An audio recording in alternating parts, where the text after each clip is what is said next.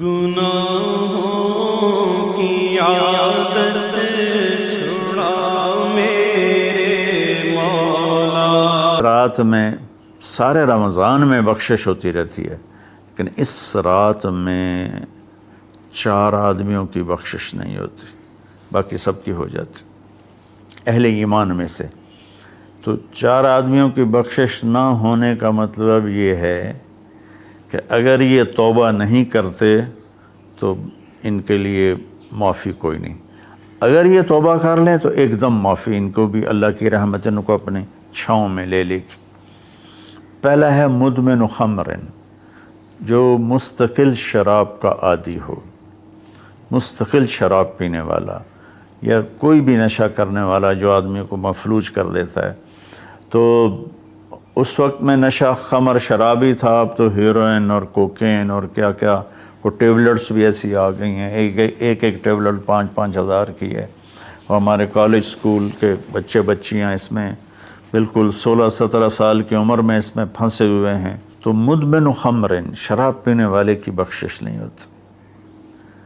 دوسرا کون ہے؟ عاق لوالدیہ، یہ عجب لفظ ہے عاق۔ عاق عقا یعقو ہے، اس کا مطلب ہوتا ہے پھاڑ دینا، ٹکڑے ٹکڑے کر دینا۔ تو اس سے مراد وہ اولاد ہے جو مسلسل نافرمانی کر کے ماں باپ کے دل کو توڑ دیتی ہے اور چیر دیتی ہے۔ ایک ہوتا ہے کبھی کبھار آواز بلند ہو جانا، وہ تو ایک فطری چیز ہے کہ بیٹے کی آواز ماں کے سامنے بلند ہو جائے، باپ کے سامنے بلند ہو جائے، بیٹی کی آواز ماں کے سامنے بلند ہو جائے، باپ کے سامنے بلند ہو جائے، یہ نیچرل ہے، اس کو نافرمانی نہیں کہتے۔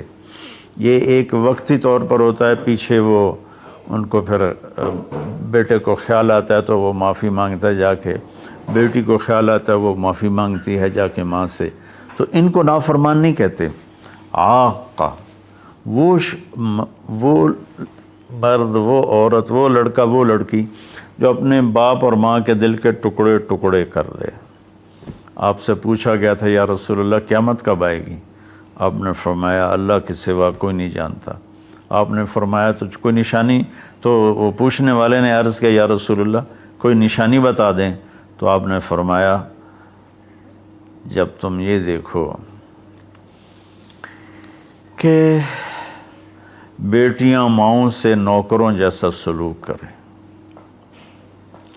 یا خاص طور پر بیٹی کا لفظ استعمال کیا، بیٹے کا نہیں، کہ بیٹے عام طور پر ہی سرکش ہوتے ہیں، بیٹیاں عام طور پر فرمانبردار ہوتی ہیں۔ تو آپ نے فرمایا جب تم یہ دیکھو کہ بیٹیاں بھی ماؤں کی دل شکنی کرنے لگ جائیں اور عرب کے بدو لمبی لمبی عمارتیں بنانے لگ جائیں، تو سمجھنا کہ قیامت قریب ہے۔ تو میں یہ بچیوں سے خاص طور پر کہتا ہوں کہ یہاں اللہ کے نبی نے بیٹوں کا ذکر نہیں کیا، بیٹیوں کا ذکر کیا ہے، کہ جب یہاں تک نوبت پہنچ جائے کہ بیٹیاں بھی ماؤں کے ساتھ نوکروں جیسا سلوک کریں تو پھر قیامت قریب ہے۔ تو یہ بہت کامن ہو چکا ہے ہمارے گھروں میں، کیونکہ اس موبائل نے اور یہ کمپیوٹر نے، انٹرنیٹ نے ہماری ساری زندگی اس کے اندر کھپا دی ہے۔ ہمیں رشتوں کا لحاظ نہیں، رشتوں کی قدر نہیں، ایک دوسرے کے پاس ادب نہیں۔ میں جب بہت چھوٹا تھا تو میں نے اپنی ایک پچھلی نسل جو اب ساری ختم ہو گئی ہے، آخری سے میرے بہنوئی وہ بھی فوت ہوئے ہیں چند دن پہلے، تو ان سب میں اپنے ماں باپ کا اتنا ادب ہوتا تھا کہ کوئی ان کے آگے چوں نہیں کرتا تھا۔ میں نے اپنے دادا کے بھائی کو دیکھا ہے، دادا کو میں نے بس ایسے حلیہ، ایسے کہ حیولہ سا ہے بھائی، یوں شکل تھی لیکن وہ یاد نہیں، دادا کے بھائی کو دیکھا ہے۔ تو دادا کے بھائی کے جو بیٹے تھے نا، جب ڈیرے میں بیٹھتے تھے تو اپنے والد کے سامنے نہیں بیٹھتے تھے، پیٹھ کے پیچھے بیٹھتے تھے، حالانکہ دین کی کوئی خبر نہیں تھی۔ یہ اس وقت کی معاشرت تھی، مشرقی معاشرت۔ اب بھی آپ جائیں تھر میں تو ہندو عورتیں ہوں گی، جب گاڑی آئے گی تو ایک دم اپنا گھونگھٹ نیچے کر لیں گی، حالانکہ ہندو عورتیں۔ یہ تہذیب مشرق ہے۔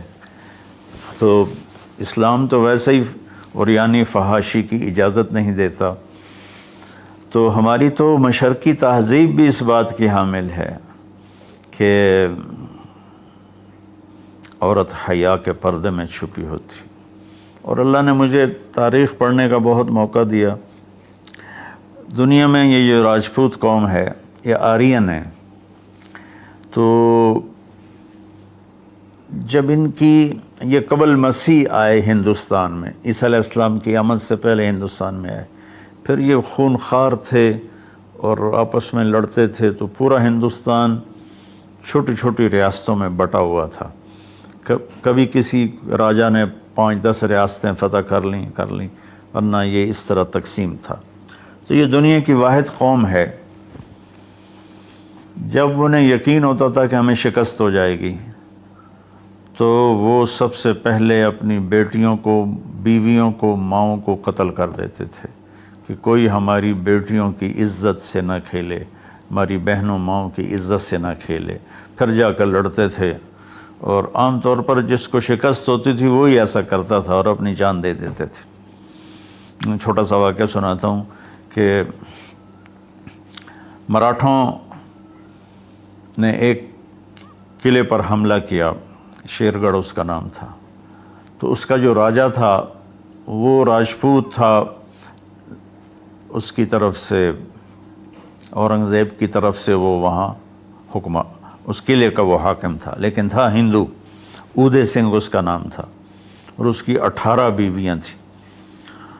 تو مراٹھوں نے اس پر حملہ کیا، تو رات کے اندھیرے میں حملہ کیا. تو سارے 5000 کی فوج تھی، ہندو مسلم کٹھے، وہ شرابیں پی کے پڑے تھے. وہ 300 آدمی اندر گئے، ان کو اکھاڑ دیا.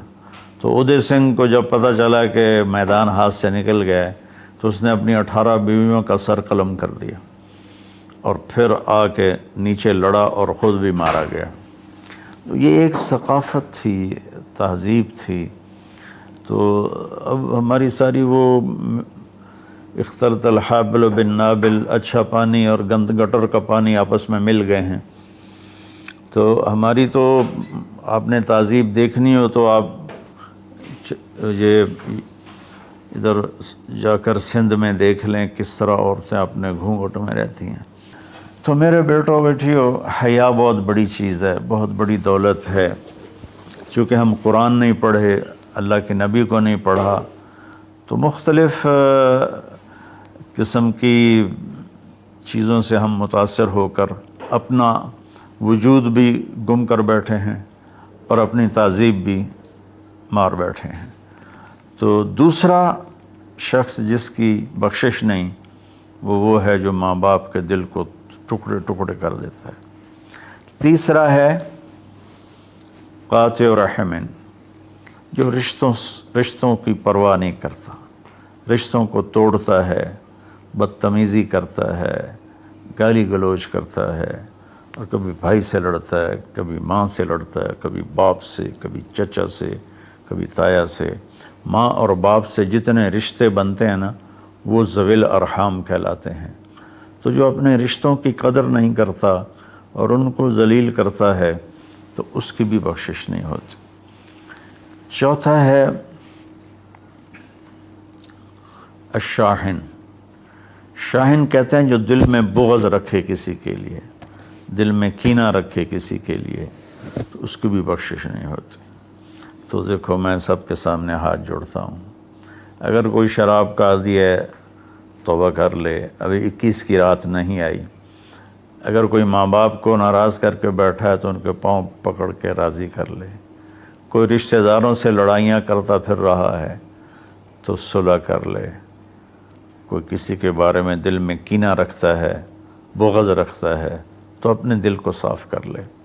ان چاروں میں یہ آخری چیز بہت زیادہ پھیلی ہوئی ہے کہ ہمارے دل نفرتوں سے بھرے ہوئے ہیں. تو میرے بھائی بہنوں، اس رات میں اللہ تبارک و تعالیٰ سب کی بخشش فرما دیتا ہے سوائے ان 4 آدمیوں کی. اور یہ بھی اگر توبہ کر لیں تو ان کی ساتھ ہی بخشش ہو جاتی ہے.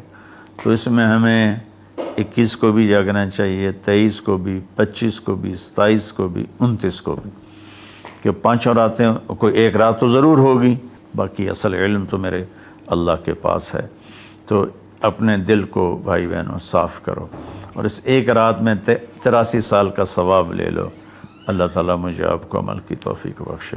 السلام علیکم۔